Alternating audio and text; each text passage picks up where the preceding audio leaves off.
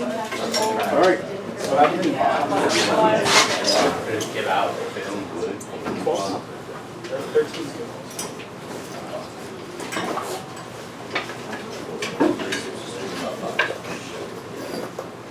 So we're still talking about sets and a bunch of definitions about sets. And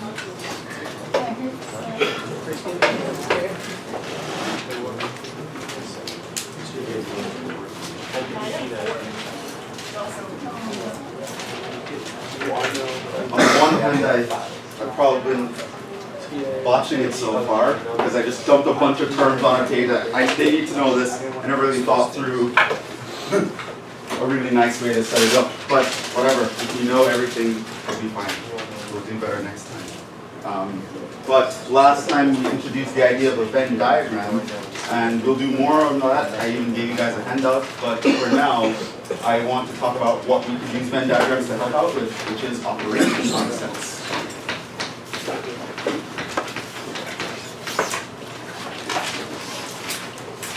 So, we can do some kind of pseudo math with sets. We can do operations with them. So let's actually define some operations. So, definition. If A and B are sets, we define their union. You can take the union of two sets by A union B. This is the notation for the union. Let's write A union B.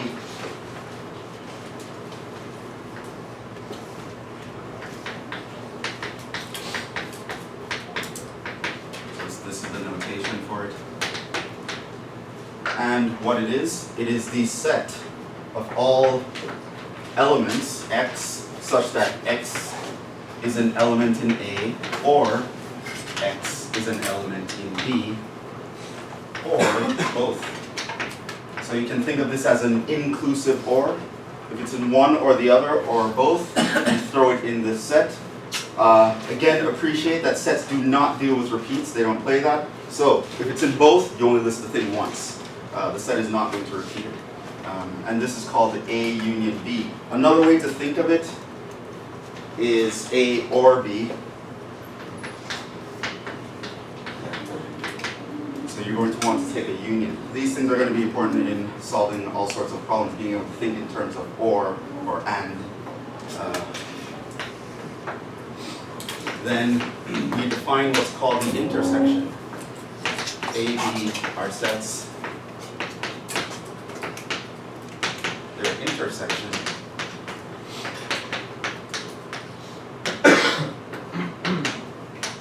is given by A intersected with B. This is a set of all x such that x is in A and at the same time x is in B. So this is called the intersection. Might be referring to it as A intersect B. That's not really grammatically correct, but verbally that's how we always say it. Or we can think of it as A and B.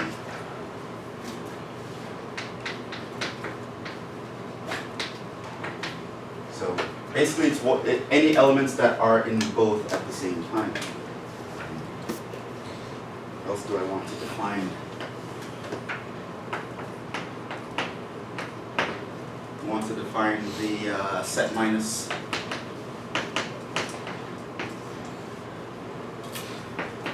AB are sets. We'll do some examples with these pretty soon. The difference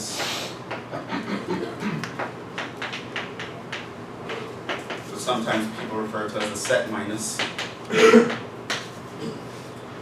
is given by A minus B. What does it mean to be take A and subtract B?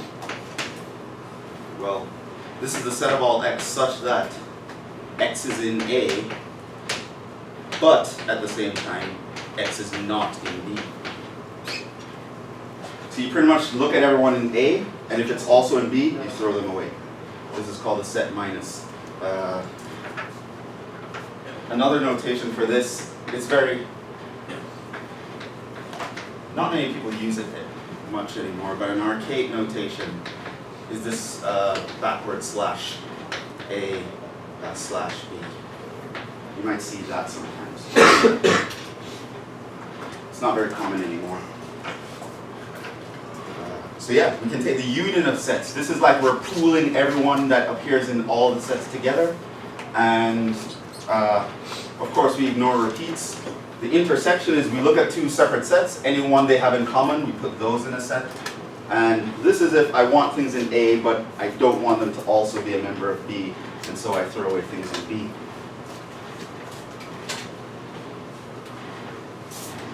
The other operations we need now. Okay, so I think that's all the operations besides the complement that we need. So one, you can do a lot of things with this. First of all, how to visualize these.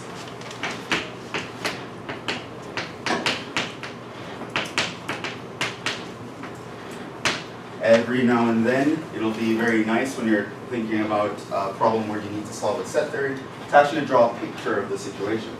So, if we were to draw A union B versus A intersection,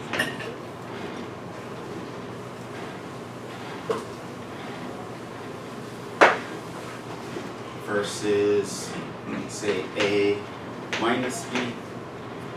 Now we spoke about complements last time. Well, let's start looking at that. Let's say a complement, what would that look like? Just A, what would that look like? So we're going to draw pictures for each of these.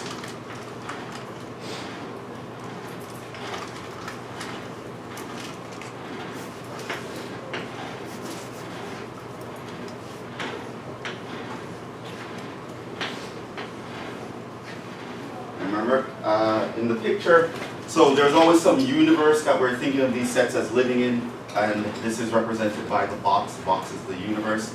And the sets appear as circles or ovals. Now, I want you to know there are different configurations.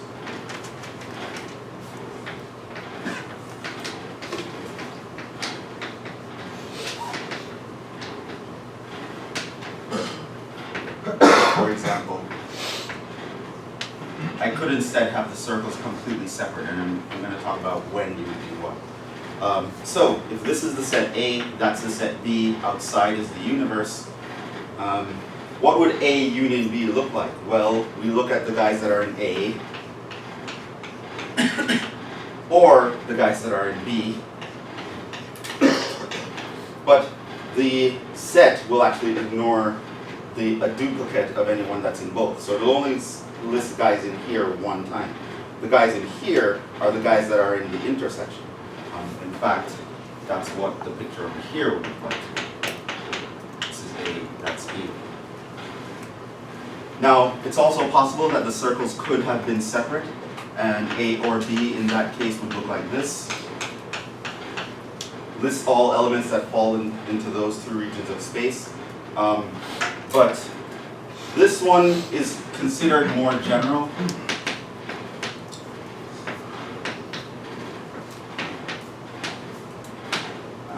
Meaning, if there's actually nothing in the intersection, you can literally just list nothing in the intersection. It will cover that case if need be. You'd only do this if you know for sure there's no intersection between the two. So you actually need more information to be able to draw a picture like this. Like, I definitely know that they do not intersect, so I'll draw the circles separately. But if you're not sure they might intersect, you should draw the circles overlapping. So just in case there is something in the intersection, you'll be able to write it in there. You wouldn't be able to write it here. If you find out later there is, use only if you know the intersection then.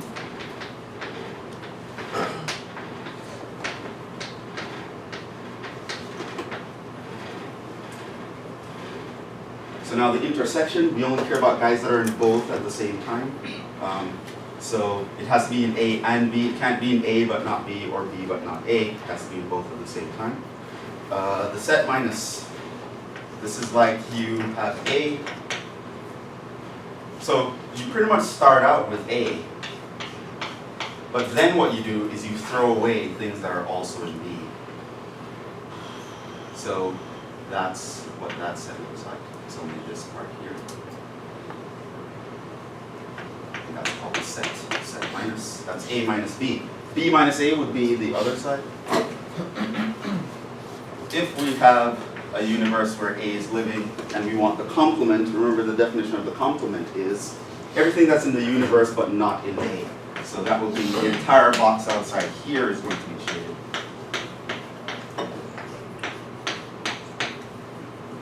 Versus if I care about who's in A, I shade what's inside the circle.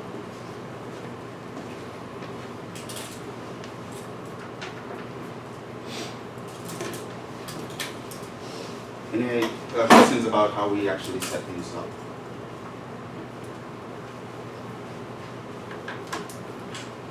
So here is a nice way to visualize it. Now I should note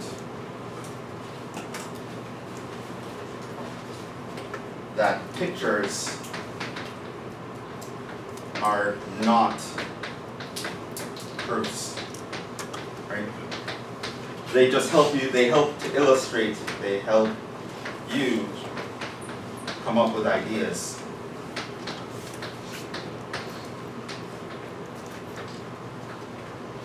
And help to illustrate a thought process.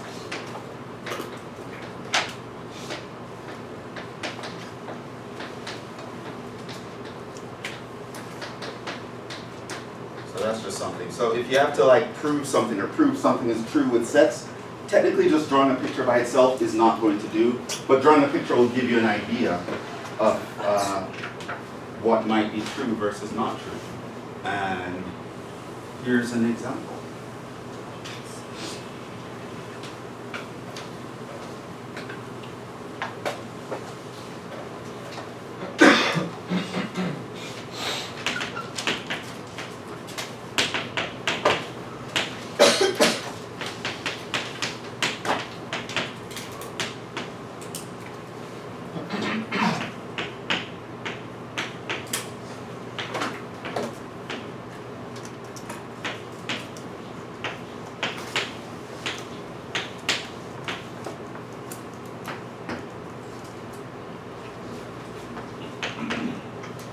Here's another one.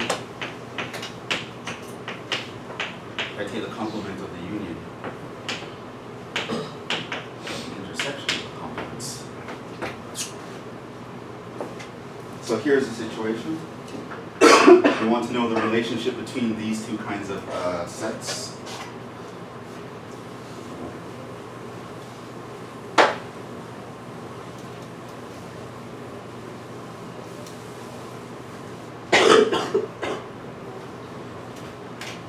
Now, let's say on one hand, I had no idea how to even start looking at these problems, which technically we don't know how to start. And I'm not really going to show you how to prove certain things, but how would we come up with an idea for what we think the answer should look like? A Venn diagram is actually useful. You can draw the pictures. So you would go through, and you would draw a picture for each one.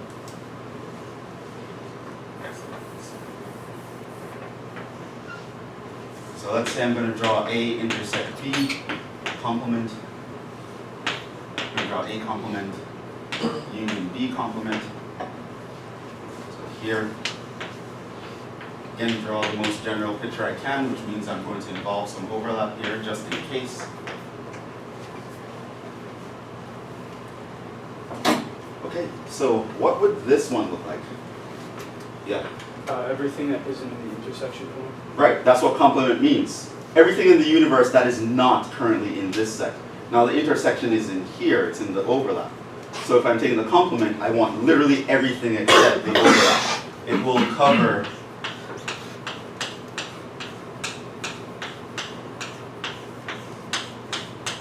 the entire space except the overlap. So visually to us, that's what that kind of thing would mean. Now, if you take A complement and intersect with B complement, what would happen? Okay, so let's do blue for everything that's in A complement. What's that? Yeah. B in the universe. B not including the intersection. Right. Or A complement just means everything outside of A. Everything that's outside of this circle right here.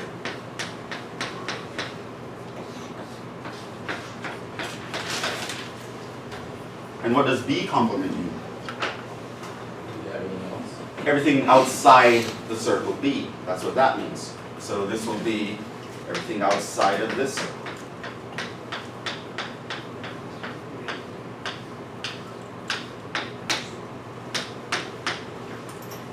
The union means I consider both the green and the blue together and I ignore overlaps. So yes, while outside here overlap, I'll only list any elements out there one time. But what can you see from the picture? What would you be able to say? Yeah. It's just the universe. Well, specifically the connection between these two. Oh, it's the same. It's the same. It seems that they're equal, right? So it would be a very educated guess to say that these two things are equal. And they're in fact equal, but the picture does not constitute proof of this fact. This is something you have to prove otherwise. What about the others? Let's look at the complement of the union.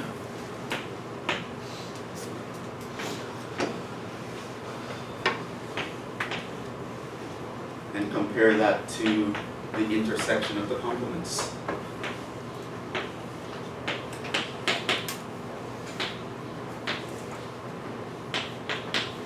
So,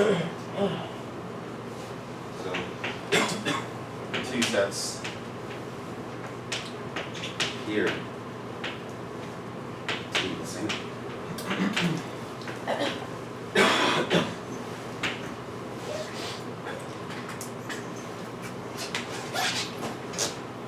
About these two sets.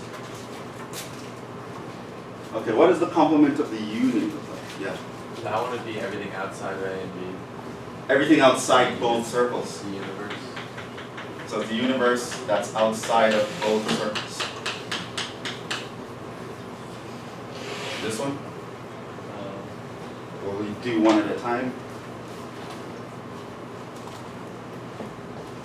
What's in A complement? Everything outside circle A. Everything outside A. Oh, including this B.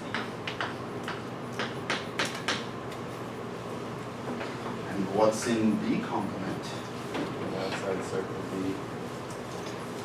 Everything outside circle B.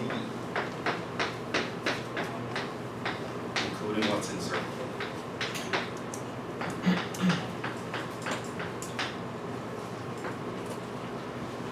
Now, how do we find the intersection?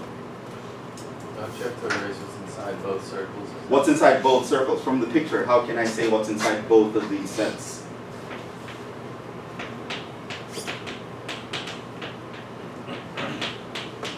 Pictographically, what does it mean when I'm taking an intersection?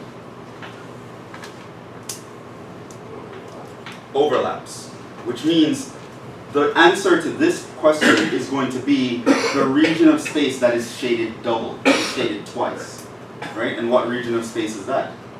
Well, everything outside both circles. Notice that the thing inside of A, it's only shaded once, the thing inside of B is only shaded once. So these guys are not in the overlap.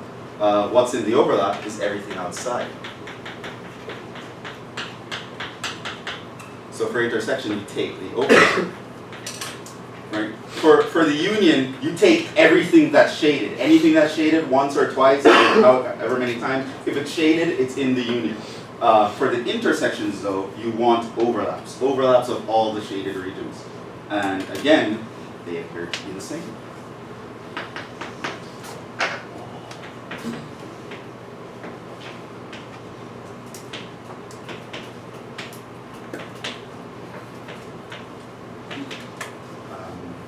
So again, this isn't proof, but it does suggest that these are the same. In fact, they are the same. And it's actually a very important kind of statement.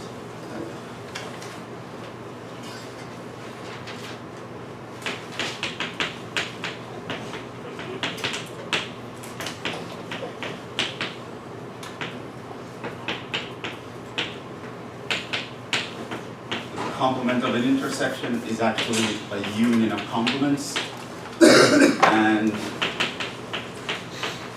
the complement of a union is actually the intersection of the complements. Together, these two equations are called, does anyone know?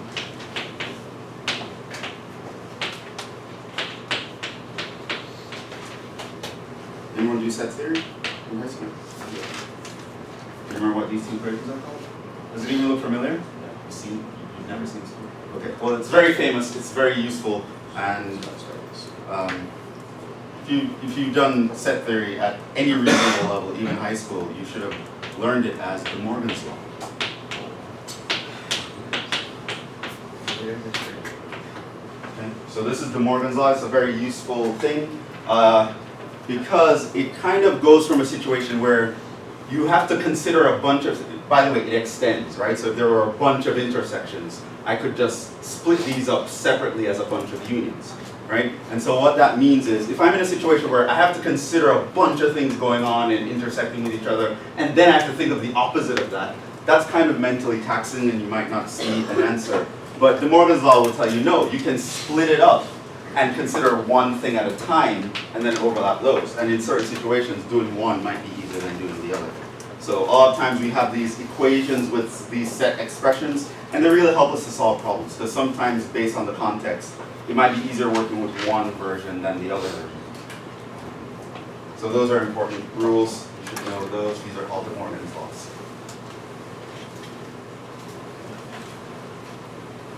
Now, to make sure that we understand the set operations idea, outside of just the pictures, let's actually do some different examples.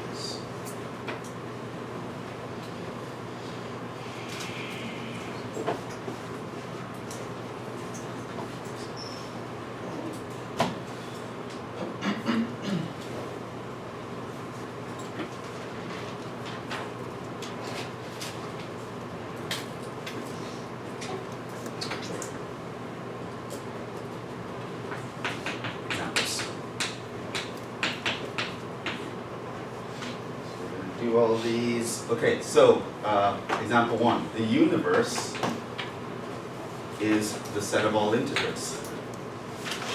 The set A is going to be the set 1, 2, 3. The set B is going to be the set 3, 4. C is going to be the set 4, 5. O is going to be the set of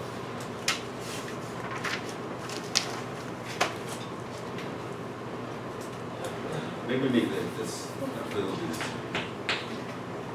Let's keep it positive. Positive odd integers. And E is going to be the set of even, positive even integers.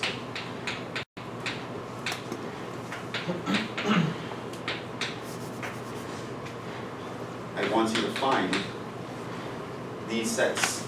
Find A intersect B. Find A intersect C. Find A intersect E. Find A union O. Find E union O.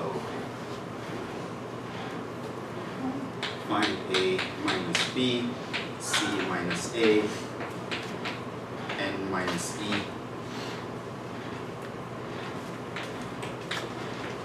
E minus N.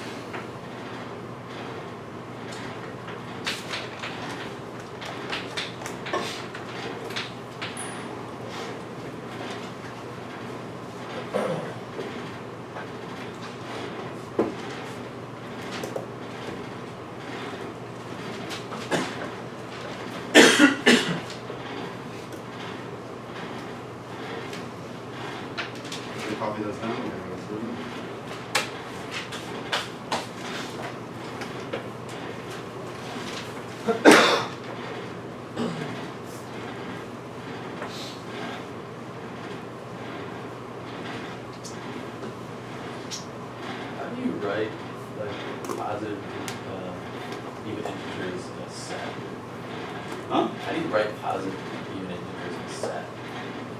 Like you're doing. Oh, well, you could, for one, start to list them, and the pattern should be obvious after a while. So 2, 4, 6, 8, 10, dot, dot, dot.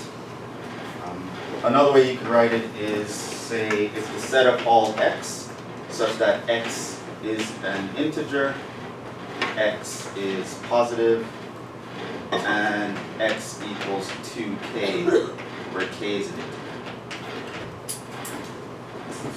Or you can even just say x is 2k, where k is a positive integer. That's another way to do it. Being even just means you're double something else, right? You're 2 times 1, 2 times 2, 2 times 3, 2 times 4, etc. Being odd means you're 2 times something plus 1. So these guys would be the 1, 3, 5, 7, 9, etc. That's 2 times 0 plus 1, 2 times 1 plus 1, 2 times 2 plus 1, 2 times 3 plus 1, etc. What about 0? Is 0 even or odd? That's something that people do. It's even, because it's 2 times 0. Right? You can't write 0 as 2 times an integer plus 1. So 0 would fall into here if we were taking all evens.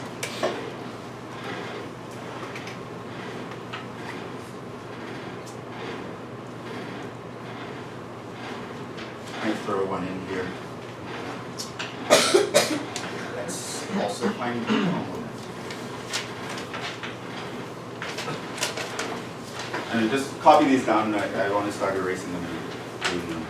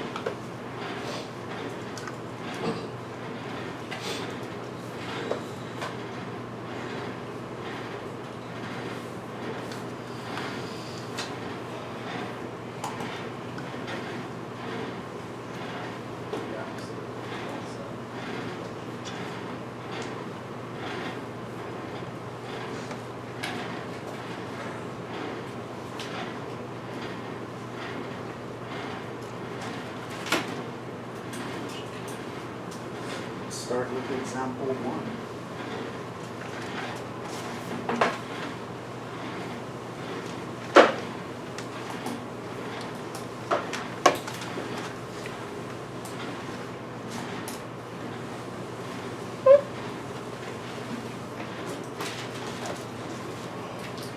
Let me rewrite this a little bit smaller.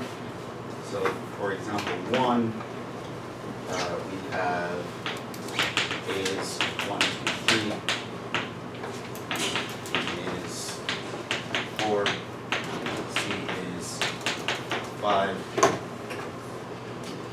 We have E is the even, positive. O is the odd, positive.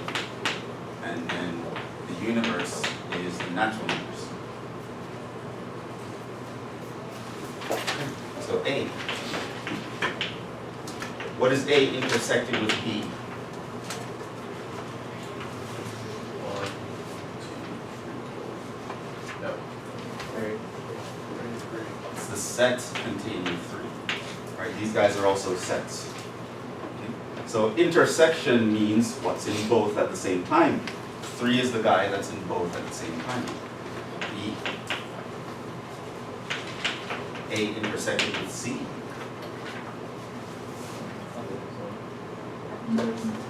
This is the empty set. It's one of the ways why we had to invent an empty set, because sometimes there's something you're looking for, but there's no one that satisfies that property. So what set do they create? An empty set, a set with nothing in it. What about A intersect E? Set 2. Set containing 2. What about A union O?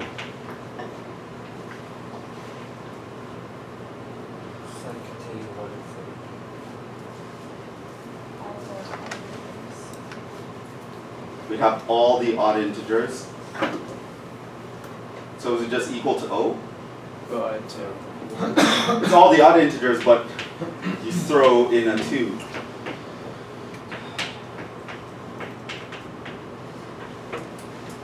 Wolf in sheep's clothing. One of these things is not like the others. You know that 2 is kind of strange, isn't it? Yeah, odd integers, but you throw in the number 2. So you can just put an ellipses in there. Yeah, because after a while, it's following the same pattern. 2n plus 1, 2n plus 1.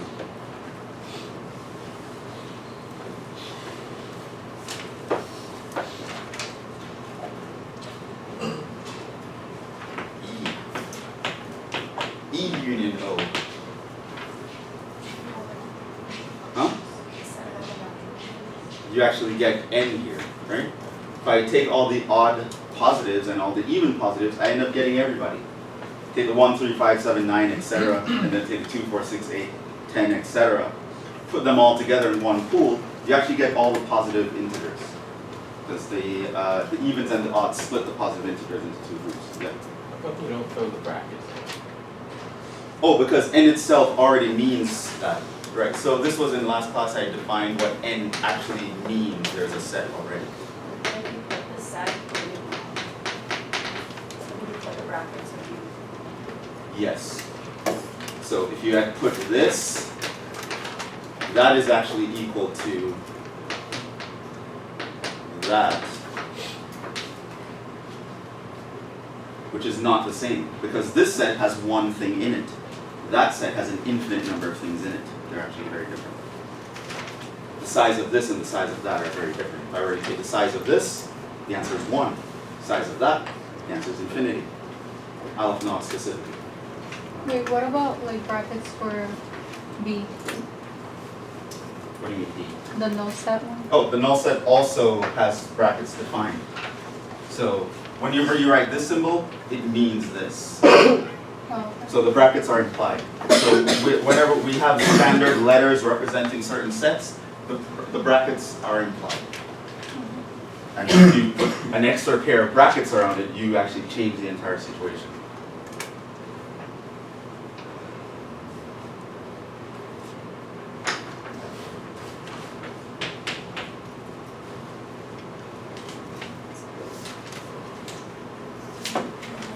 And, oh, what is A minus B?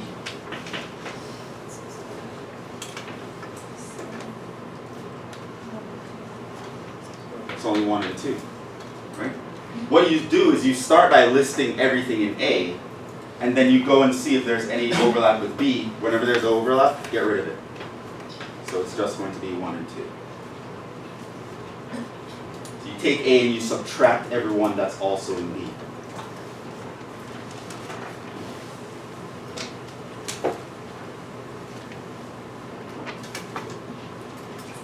C minus A.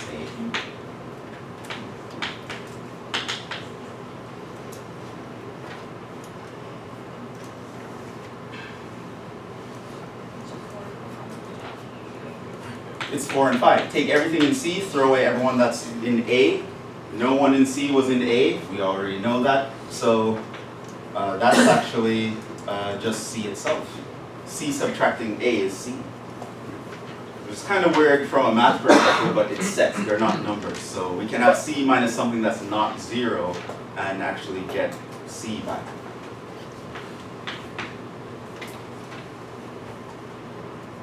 So just O. Come again? Is this one just O? Yeah, take all the counting numbers, throw away all the even ones, you only get the odd ones. Right? So this is 1, 3, 5, 7. So that's just O. I. The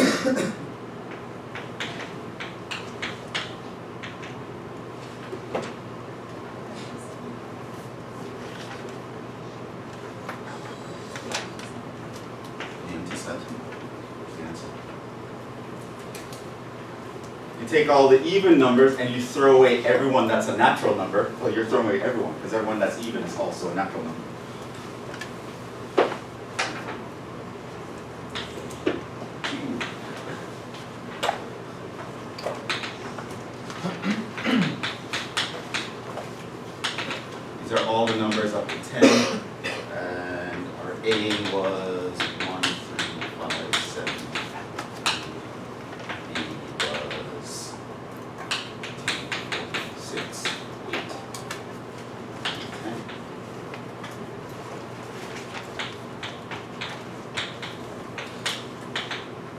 intersect B.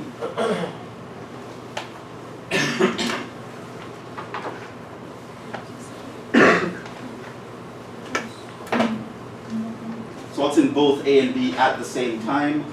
Nothing. Nothing. The empty set. A union B. It's the entire universe. Combine the guys that are in both of these, we get everything in the context of this problem. Let's see. A minus B. A. Yeah, they have nothing in common, so there's no one that's in both. So A and getting rid of everyone that's in both A and B, well, it's not going to do anything. It's just going to leave you with A. A complement. It's actually B, right? Pretty much it's everything. It's basically you're going to think of this as U minus A. And since the union of A and B is U, if I take U and throw away A, the result is B. You can write out the specific numbers if you want. So you can just think of it as pretty much it's 1, 2, 3, 4, 5, 6, 7, 8, 9, 10. And what you do is you nix everyone that's also in A. So you would throw away the 1, the 3, the 5, the 7, the 9. And what do you have left? The 2, 4, 6, 8, 10, which is what B is. So that's B.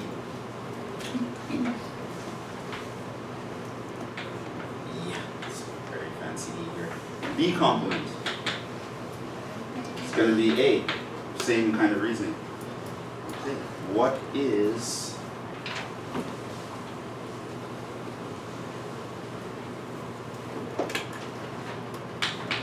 A intersect B complement?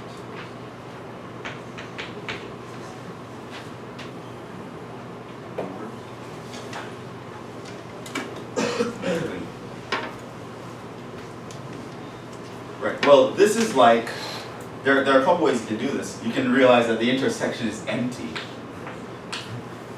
So it's really the complement of the empty set, which basically means I take the universal set and throw away nothing. So that's the universe. Another way to think about that is you could also do A complement intersect B complement by De Morgan's law.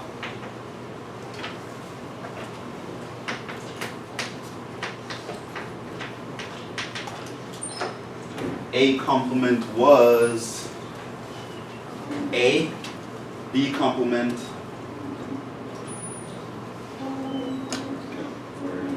no, not A. A complement was B, and B complement is A, and we already know if we take A and B together, we get U. So this was just B union A, which is the same as that. So that's U. We can get it that way.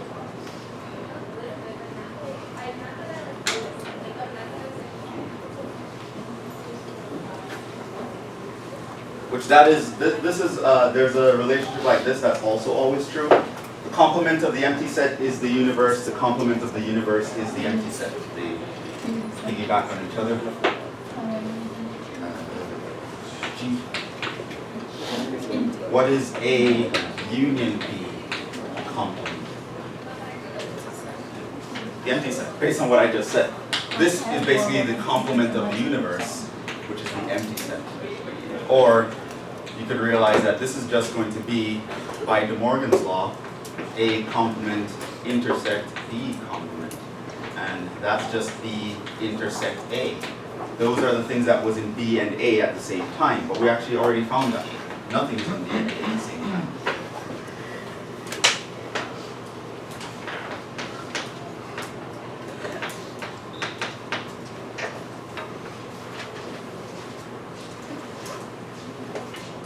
Let me make that statement that I just made.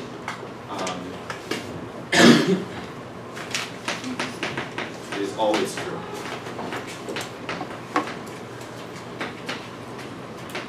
That the complement of the universe is going to be the empty set, and complement of the empty set of the unit members.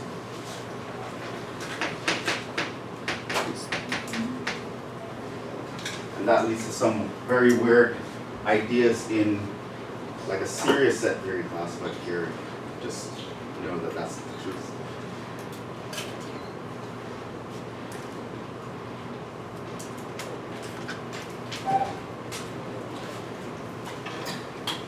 So I thought we'd get to the Venn diagram examples today, but I guess we not much time. So instead I want to ask you about something else.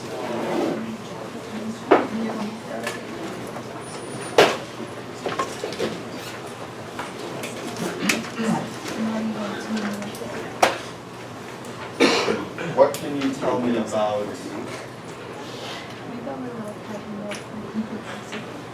let's say I wanted to find the magnitude of the union.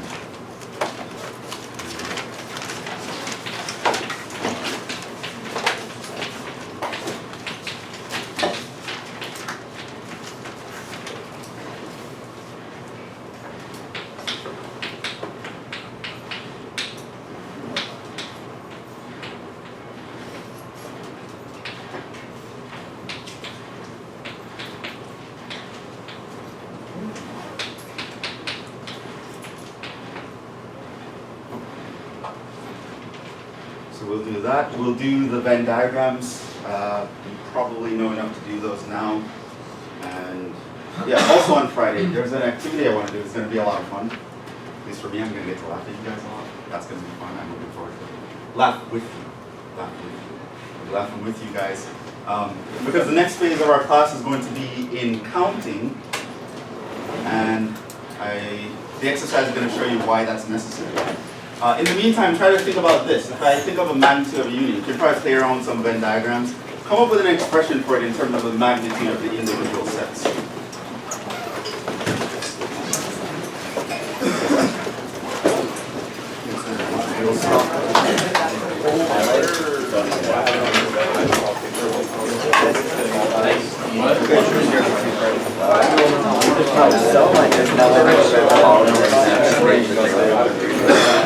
At first I was like, oh, it's just fine. Now I'm like, well, no. Midterm, I have like 8 ODS